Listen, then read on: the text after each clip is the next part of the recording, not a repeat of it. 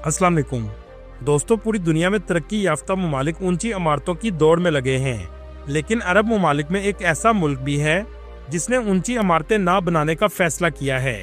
कुदरती खूबसूरती देखकर लगता ही नहीं कि ये अरब मुल्क है।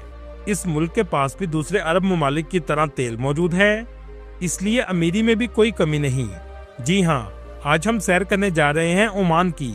आज हम देखेंगे सलाला के सर्द मौसम से मस्कत के गर्म मौसम तक। ये सिर्फ मुल्क नहीं, ये सल्तनत ओमान है। ये ऐसा मुल्क है जिसे ज्यादा तवज्जो नहीं मिलती। मशरिक़ वुस्ता का ये छुपा हुआ नगीना है, लेकिन अब ये चमकना शुरू हो चुका है। इसकी इमारतों की वजह से नहीं, बल्कि यहाँ के लोगों की वजह से। ओमान को अरब दुनिया का नॉर्वे भी कहा जाता है, और इसकी वजह है कुदरत के खूबसूरत मनाजर। आज की वीडियो में हम देखेंगे शादाद कौन था और इसने कैसे ओमान के इलाके में जन्नत बनाई थी। सामरी जादूगर से औरतें क्यों डरती थीं और लंबे बुर्के पहनने पर क्यों मजबूर थीं। ओमान की सकाफत कैसे पूरे अरब दुनिया से अलग है, ये सब कुछ जानेंगे आज की इस वीडियो में। चलिए अब निकलते हैं ओमान के एक शानदार सफर पर। ओमान, जिसे सल्तनत ओमान कहा जाता है, जजीरा नुमा एक खूबसूरत और पुरअमन मुल्क है जो अपनी कदीम तहजीब, मुनफरद सकाफत और कुदरती हुस्न की वजह से पहचाना जाता है।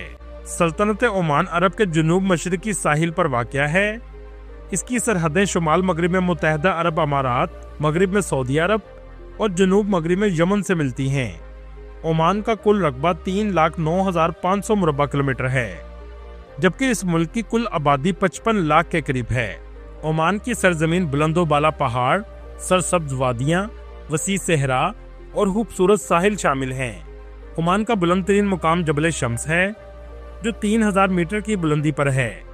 इस मुल्क में 87% लोग शहरों में रहते हैं, जबकि सिर्फ 13% लोग गाँव में आबाद हैं। दोस्तों, ये अरब दुनिया का ऐसा मुल्क है जहां आज भी आपको 1000 साल पुराना अरब देखने को मिलेगा। 2026 में भी आप यहां बुलंदो बाला और जदीद इमारतें नहीं देख सकेंगे, लेकिन इसके बावजूद ये खूबसूरती में बेमिसाल है। मुल्क का दारुल हुकूमत मस्कत सिटी है, जिसे खामोश दारुल हुकूमत भी कहा जाता है। एक जमाने तक मस्कत ओमानी सल्तनत का दिल हुआ करता था। ओमान की खास बात यह भी है कि ये कुरे अर्ज पर इंसानी आबादी की अव्वलीन जगहों में से एक है। आसारे कदीमा से पता चलता है कि अफ्रीका से निकलने वाले इंसानों का रास्ता भी यही था। मुल्क का सबसे बड़ा और अजीम तरीन शहर भी मस्कत है, जिसकी आबादी 17 लाख के करीब है। ये शहर आज भी अपने अंदर तारीख को जिंदा रखे हुए है। इस शहर की सुल्तान काबूस मस्जिद एक शाहकार है। यह मस्जिद अंदर से भी इंतहाई खूबसूरत है। रमजान के महीने में यहाँ सबसे ज्यादा लोगों का रश रहता है।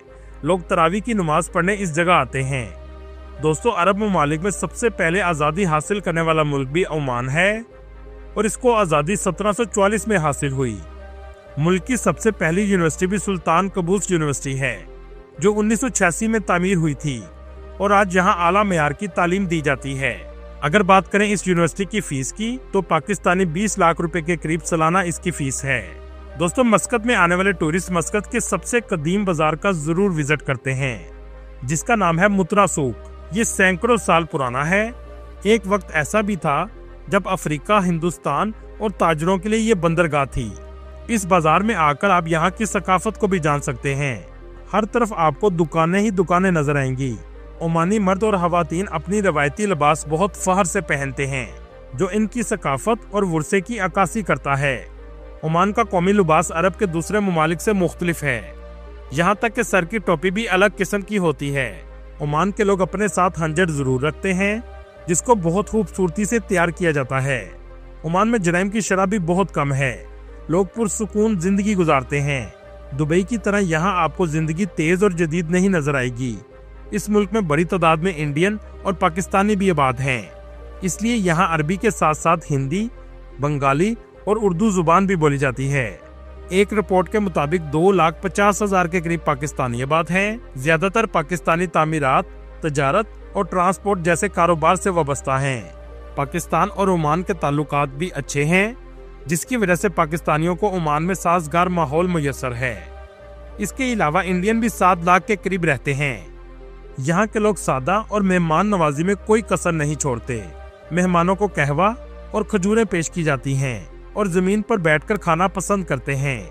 दोस्तों, क्या आप जानते हैं ओमान की करेंसी दुनिया की तीसरी बड़ी करेंसी है।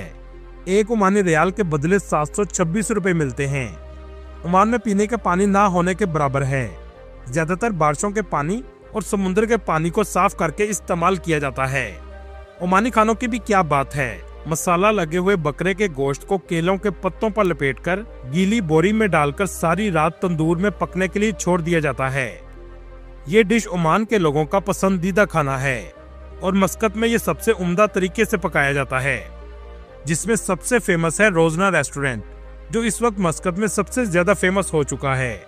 इस रेस्टोरेंट के अंदर का माहौल भी ओमान की सकाफत के मुताबिक बनाया गया है। इस डिश के अलावा भी बहुत से मजेदार खाने यहाँ आकर आप खा सकते हैं। दोस्तों, ये है ओमानी ब्रेड, जिसमें चिप्स और देसी घी डाला जाता है। एक रिपोर्ट के मुताबिक 40 लाख के करीब लोग सालाना ओमान के विजिट के लिए आते हैं, क्योंकि अरब के इस मुल्क में कुदरती और तारीखी खूबसूरती है जो शायद दूसरे अरब ममालिक में मौजूद नहीं। ओमान के शहर सलाला में बहार में ऐसी खूबसूरती हो जाती है जिसका हर कोई दीवाना है। आबशारे, सब्जा और ठंडे मौसम का मजा लेने के लिए लोग यहाँ बड़ी तादाद में आते हैं। मानसून में ये पहाड़ सरसब्ज हो जाते हैं, जो देखने में बिल्कुल स्विट्जरलैंड की तरह लगते हैं। अरब मुल्क का एक नायाब मंजर यहाँ आप देख सकते हैं। मुल्क के एक तरफ इंतहाई गर्मी, जबकि सलाला में ठंडक और सब्जा बहुत शानदार लगता है।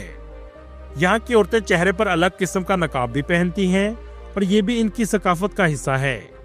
यहाँ तक कि ओमानी मर्दों का रक्स और त्योहार भी अलग होते हैं। इनमें आपको अरब और अफ्रीकी कल्चर का भी मिक्सचर नजर आएगा। सौर शहर ओमान की समुद्री रूह है। इस शहर में आपको सिर्फ सफेद इमारतें नजर आती हैं, जो गर्मी से बचने के लिए इनका रंग सफेद किया गया है। नीले समुद्र का नजारा तो देखने से ताल्लुक रखता है। रमजान में भी रात के वक्त मस्कत में बहुत रौनक होती है, लेकिन दिन के वक्त सड़कों पर खामोशी रहती है। यहाँ तक कि गैर मुस्लिम भी रमजान के वक्त सड़कों पर आकर नहीं खा सकते। इसलिए रमजान का एहतराम हर शख्स पर लाजिम होता है। दोस्तों, क्या आप जानते हैं ओमान का कदीम कैपिटल निज़वा शहर था और कदीम जमाने में ये शहर सबसे बड़ा तजारत का घर था। आज भी लोग तजारत के लिए इस शहर में आते हैं। निज़वा में एक बहुत अहम किला मौजूद है, जिसके बारे में कहा जाता है कि आज तक इसे कोई नहीं फतह कर सका। इस किले के इर्द गिर्द बहुत से बाजार आज भी मौजूद हैं, जहां मुख्तलिफ चीजों की तजारत की जाती है। ओमानी शादियां भी बहुत शानदार और धूमधाम से होती हैं। औरतें सोने के जेवरात पहनती हैं, जबकि दूल्हा रवायती लिबास और बड़े साइज की तलवार के साथ आता है। दोनों के खानदान खुशियां मनाते हैं। 3 से 4 दिन तक ये शादी जारी रहती है। इस मुल्क में आईनी बादशाहत कायम है। ओमान के मौजूदा बादशाह हातम बिन तारिक अल सईद हैं। मुल्क में बादशाह के खिलाफ कोई नहीं बोल सकता, वरना 18 महीने तक आपको जेल भी जाना पड़ सकता है। सुल्तान हातिम मुल्क के आर्मी चीफ भी हैं, वजीर खजाना भी और वजीर दफा भी हैं। इस मुल्क में 56% लोग ओमानी हैं, जबकि 44% लोग ऐसे हैं जो दूसरे ममालिक से आकर आबाद हुए हैं। ओमान के अरब गोरे पूरी दुनिया में फेमस हैं और ओमानी भी इन्हें अपनी बहादुरी की पहचान समझते हैं। ओमान की आबादी में 85% मुसलमान हैं, जबकि 65% के करीब मसीही, 5% हिंदू और बाकी दूसरे मज़हब के लोग रहते हैं।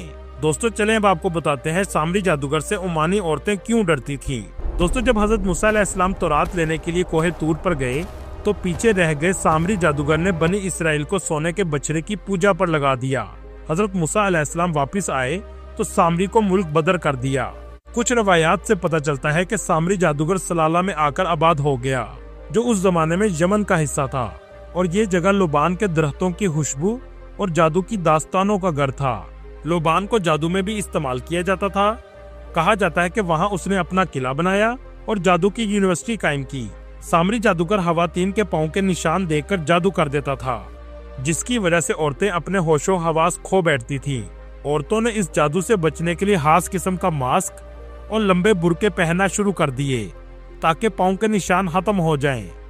आज भी सलाला की औरतें लंबे बुरके पहनती हैं और ये इनकी सकाफत का हिस्सा बन चुका है। हैरानी की बात यह है कि सलाला में आज भी जादूगर मौजूद हैं। ओमान का मकसल बीच ऐसी जगह है जहां पानी आज भी चट्टानों के अंदर से खौफनाक आवाज के साथ निकलता है। बड़ी तादाद में लोग यहां इसे देखने आते हैं। चलें अब आपको दिखाते हैं शद्दाद की जन्नत कैसी थी। कौमे आद भी यहाँ 8500 साल पहले आबाद थी, जो बहुत ताकतवर थी और इनका जिस्म भी द्यो हैकल जैसा था। अल्लाह ताला ने हदायत के लिए हजरत हूद अलैहिस्सलाम को भेजा। शद्दाद इस कौम का बादशाह था और एक वसी सल्तनत का हुक्मरान। इसने अल्लाह को नौजुबिल्ला चैलेंज करके एक जन्नत बनाई जिसमें शहद, दूध और पानी की नहरें बहती थीं। जब ममारों ने शद्दाद को आकर बताया कि जन्नत तैयार है, तो शद्दाद खुद साख्ता बनाई हुई जन्नत के दरवाजे पर पहुंचा तो एक पांव जमीन पर और दूसरा घोड़े की रकाब पर था, तो मलकुल मौत आ गया। अल्लाह ताला ने शदीद आंधियां भेजी जो 7 रातें और 8 दिन तक चली। पूरी कौम अपनी जन्नत समेत जमीन के अंदर दफन हो गई। आज भी ये इलाका हाली सहरा बन चुका है। 1990 में नासा की मदद से रेत के नीचे एक शहर के आसार देखे गए। ये ऐसा शहर था जो गंदक और रेत में गर्क था। दोस्तों, ओमान की तारीखी नामों में मक्गान भी था, मतलब तांबे का घर। 7वीं सदी ईस्वी में इस्लाम आया। 1145 में नबानी खानदान की हुकूमत कायम हुई। 1145 में निबानी खानदान की हुकूमत कायम हुई। वास्को दे गामा हिंदुस्तान जाते हुए यहाँ आया।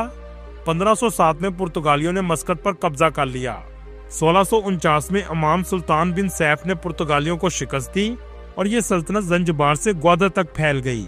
1970 में जदीद सल्तनत ऑफ ओमान का आगाज हुआ। दोस्तों, हजरत अवैस करनी रहमतुल्लाह अलैह का ताल्लुक भी यमन के इलाके करन से है, लेकिन आपका मजार सलाला के इलाके में बनाया गया है। अगर आप तारीखी और कुदरती खूबसूरती को पसंद करते हैं तो ओमान आपके लिए बेहतरीन जगह है। दोस्तों, ये थी आज की हमारी इन्फॉर्मेटिव और दिलचस्प वीडियो। आपको वीडियो कैसी लगी कमेंट में जरूर बताइएगा और नए आने वाले दोस्तों से गुजारिश है हमारे चैनल को सब्सक्राइब और लाइक जरूर कीजिएगा। अगली वीडियो तक अल्लाह हाफिज।